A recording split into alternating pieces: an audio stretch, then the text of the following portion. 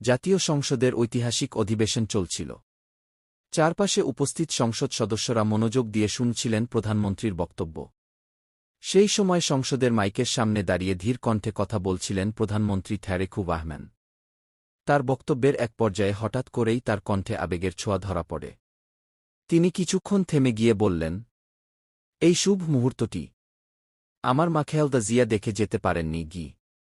এই একটি বাক্য বলার পরই পুরো সংসদ কক্ষে যেন নেমে আসে গভীর নীরবতা। কেউ কথা বলছিল না, কেউ নড়াচড়াও করছিল না। সবাই শুধু তাকিয়েছিল তার দিকে। রাজনীতির উত্তপ্ত পরিবেশেও সেই মুহূর্তে যেন মানবিক আবেগই সবচেয়ে বড় হয়ে উঠেছিল। তারেক রহমান কিছুক্ষণ মাথা নিচু করে দাঁড়িয়ে থাকেন। মনে হচ্ছিল তিনি হয়তো নিজের আবেগ সামলানোর চেষ্টা করছেন।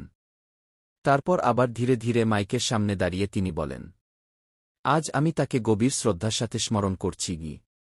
এই কথাগুলো বলার সময় তার চোখে স্পষ্ট আবেগ দেখা যাচ্ছিল। কারণ তার রাজনৈতিক জীবনের প্রতিটি গুরুত্বপূর্ণ মুহূর্তে তার মা খালেদা জিয়া ছিলেন তার শক্তি, সাহস এবং অনুপ্রেরণা। ছোটবেলা থেকে তিনি মায়ের কাছ থেকেই রাজনীতি, নেতৃত্ব এবং মানুষের পাশে দাঁড়ানোর শিক্ষা পেয়েছিলেন। সংসদ কক্ষে উপস্থিত অনেক সদস্য তখন চুপচাপ বসেছিলেন। কেউ কেউ মাথা নাড়ছিলেন, যেন তারা সেই আবেগঘন মুহূর্তটিকে সম্মান জানাচ্ছেন।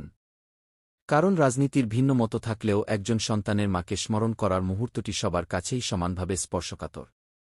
তারেক রহমান তার বক্তব্যে আরও বলেন, দেশের মানুষের জন্য কাজ করা, দেশের উন্নতির জন্য সংগ্রাম করা, এই সব কিছুই তিনি শিখেছেন তার মায়ের কাছ থেকে।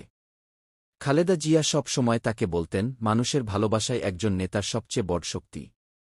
আজ সেই মানুষটি এই পৃথিবীতে নেই, কিন্তু তার আদর্শ ও শিক্ষা এখনও জীবন্ত। তারেক রহমানের কণ্ঠে তখন ছিল দায়িত্বের প্রতিশ্রুতি। যে পথ তার মা দেখিয়ে গেছেন, সেই পথেই তিনি দেশ ও মানুষের জন্য কাজ করে যেতে চান। সেই দিনের সংসদের এই আবেগঘন মুহূর্ত অনেকের মনেই গভীর ছাপ ফেলে যায়। রাজনীতির ভিড়ের মাঝেও এটি হয়ে ওঠে একজন সন্তানের মায়ের প্রতি শ্রদ্ধা আর ভালোবাসার এক স্মরণীয় প্রকাশ।